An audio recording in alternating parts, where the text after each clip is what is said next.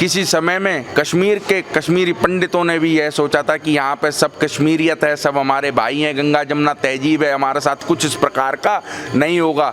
रातों रात उनको अपना घर परिवार शहर छोड़ करके जाना पड़ा। कि किस प्रकार से लव जिहाद को झुठला देते हैं, कैसे वो कहते हैं कि लव जिहाद है ही नहीं।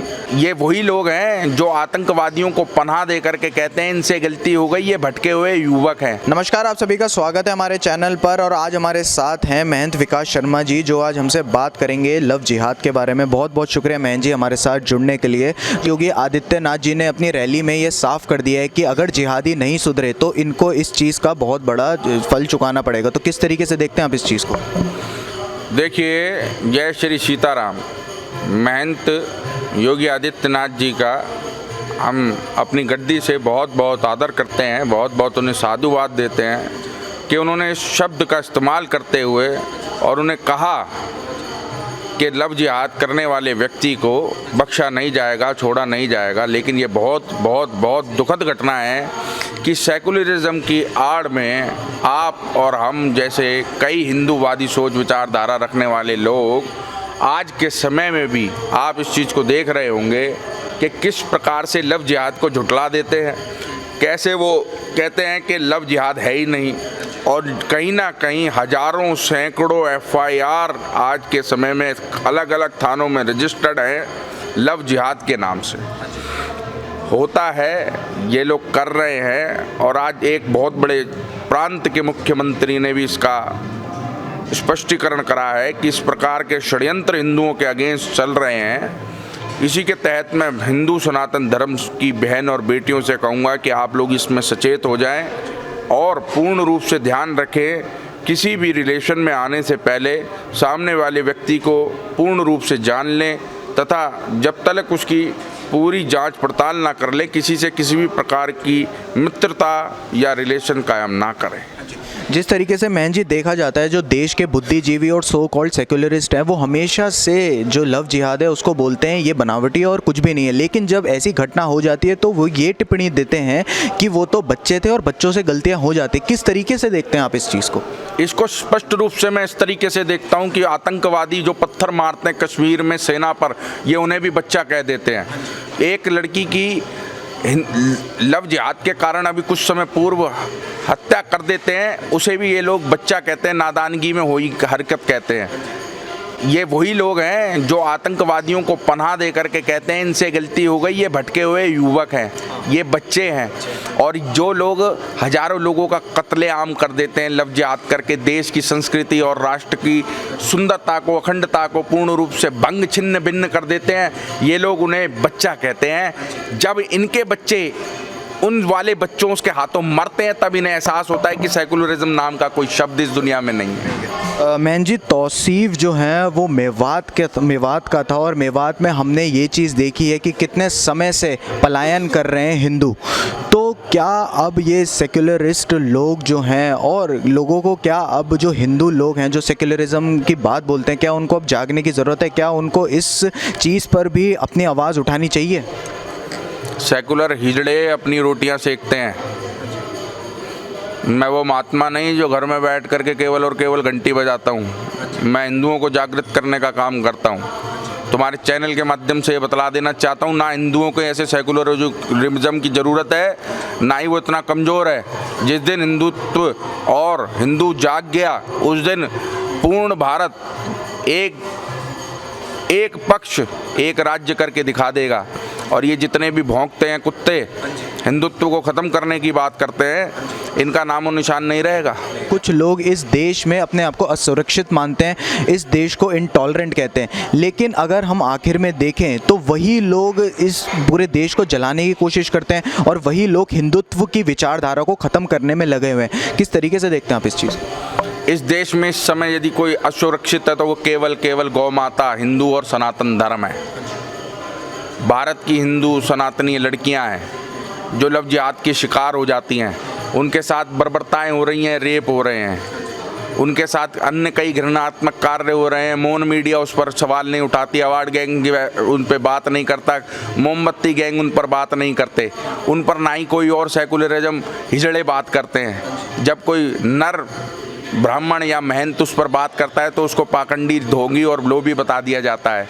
ये सब नीच लोग हैं जो भारत की अखंडता को छिन्न भिन्न करने में लगे हुए हैं। इस समय सबसे ज़्यादा अगर कोई खतरे में तो केवल और केवल वो हिंदुत्व के हिंदूवंशी लोग हैं जो सेकुलरिज्म का झंडा उखाड़ के घूम रहे हैं। किसी समय में कश्मीर के कश्मीरी पंडितों ने भी यह सोचा था कि यहाँ पे सब कश्मीरियत है, सब हमारे भाई हैं, गंगा जमुना तहजीब है, हमारे साथ कुछ इस प्रकार का नहीं होगा। रातों रात उनको अपना घर परिवार शहर छोड़ करके जाना पड़ा। आप इससे बड़ा उदाहरण और क्या लेंगे कि तब सरकारें, प्रशासन सब कुछ होते हुए भी एक शहर में एक समाज और बाकायदा एक समाज की एक जाति को इंगित करके, टारगेट करके, उसका प्रोपेगेंडा तैयार करके उसको विचारधारा के तहत पीड़ित किया जाता है, दंडित किया जाता है और उसके अपने शहर से खदेड़ दिया जाता है। बड़े बड़े मंत्री उस पर मंत्रमुग्ध मौन हो जाते हैं, कोई उसका जवाब नहीं देता, ना ही कोई जवाब देती है मीडिया, ना ही कोई जवाब देती है सरकार, और मुआवजे भी 10-10 साल बाद नाम मात्र को मिले। ये मैं समझा रहा हूँ उन हिंदुओं को जो सेकुलरिज्म के अंदर अपने आप को सुरक्षित मानते हैं। अभी भी वक्त है, आँख खोल करके देख लो। लव जिहाद, कश्मीरी पंडित, पालघर में साधुओं की हत्या, अन्य प्रकार की कई मॉब लिंचिंग, तुम्हारे साथ कोई खड़ा नहीं होगा अगर तुम अपने पास नहीं खड़े हुए हो। तो अभी भी हिंदुओं को प्रार्थना करता हूँ, जाग जाओ और अपनी आँख खोल करके देख लो तुम्हारे प्रति कितने प्रकार के षड्यंत्र किए जा रहे हैं। मैन जी, कितना ज़रूरी है और नेताओं को भी योगी जी जैसी विचारधारा रखना, क्योंकि योगी जी हमेशा जब भी हिंदू के साथ या हिंदुत्व के साथ बर्बरता होती है तो वो हमेशा आगे आते हैं। तो कितना ज़रूरी है और नेताओं का भी इसी तरीके की विचारधारा रखना, कैसे देखते हैं आप इस चीज़? देखिए, योगी जी जैसा तो दूसरा कोई नेता हमारे को मुश्किल मिलना बड़ा मुश्किल है। योगी मोदी जैसे तो 100-100 युग में एक एक व्यक्ति पैदा होते हैं जो विश्व में परिवर्तन लाने का कार्य करते हैं। एक समय था पाकिस्तान क्या बांग्लादेश भी भारत को आंख दिखाता था, इस समय चीन भी थर-थर करके कांप जाता है। अमेरिका भारत से मदद मांगता है, विश्व के पटल पर भारत का परचम लहराता है। यह केवल और केवल मोदी के अथक प्रयासों से संभव हुआ है। तदुपरांत बात की जाए योगी आदित्यनाथ की, तो हिंदू हृदय सम्राट यदि इस समय कोई व्यक्ति है तो वो भारत का शेरे हिंद योगी आदित्यनाथ है, जो लव जिहाद जैसे मुद्दों पे, संतों की हत्या जैसे मुद्दों पर निष्पक्ष होकर के खड़ा होकर के अपने धर्म और हिंदुत्व के साथ निकलता है, ना कि सेकुलरिज्म की टोपी पहनता है।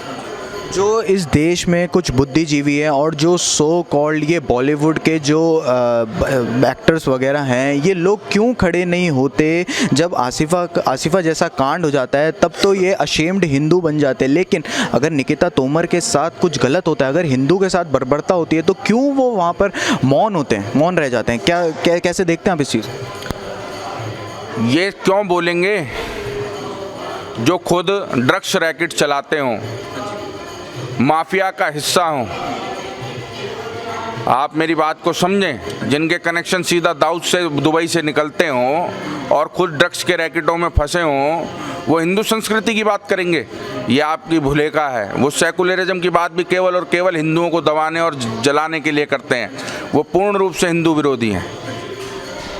वहीं अगर महन जी हम देखें आमिर खान जैसे अभिनेता जो सेक्युलरिज्म की बात करते हैं और वहीं वो टर्की चले जाते हैं और वो फिर मौन हो जाते हैं इन सब चीज़ों पर, और वहीं उनकी बीवी और उनके बच्चों को डर लगने लगता है भारत देश पर। इनको कहो फ्रांस चले जाएं, सीरिया चले जाएं, कतर चले जाएं, ओमान चले जाएं, जहाँ शिया सुन्नी की लड़ाई में मुसलमान ही मुसलमान को मार रहा है। इनको कहो अगर डर लगता है ज़्यादा हिंदुस्तान में तो तुरंत पाकिस्तान चले जाएं, जहाँ नित्य बम ब्लास्ट में कोई एक आधा शहीद होता है। इनको कहो अगर और भी ज़्यादा डर लगता है तो कहीं ज़्यादा दूर ना जाएं, बांग्लादेश चले जाएं। भारत में तुम्हारे को रोटी मिली, रोजी मिली, नाम मिला, प्रतिष्ठा मिली, पद मिला, लोगों ने तुम्हें सम्मान दिया, अपने गले से लगाया, और तुम भारत माता की धरती पर, भारत पर थूकते हो। तुम्हारे पे समस्त भारत थूकेगा। आने वाले समय में सारा भारत तुम्हारा बाइकआउट करेगा, कोई एक शख्स तुम्हारे साथ नहीं खड़ा होगा। मैन जी, जो योगी जी ये लव जिहाद के ऊपर जो कानून लेके आ रहे हैं, कितना ज़रूरी है ये कानून? आप कैसे देखते हैं इस चीज़ को? ये बहुत ज़रूरी है। इस देश में भारत माता में गौ हत्या पर और सख्त कानून की ज़रूरत है। लव जिहाद पर उससे भी ज़्यादा सख्त कानून की ज़रूरत है और जनसंख्या नियंत्रण कानून तुरंत लाने की ज़रूरत है। ये सब कानूनों की बहुत ज़्यादा ज़रूरत है। अधिवेशन हो तथा इस प्रकार के बिल पारित हो, इस प्रकार के सभी कानून लाए जाएं और सख्ती से उनका पालन कराया जाए। बहुत बहुत शुक्रिया महन जी हमारे साथ जुड़ने के लिए।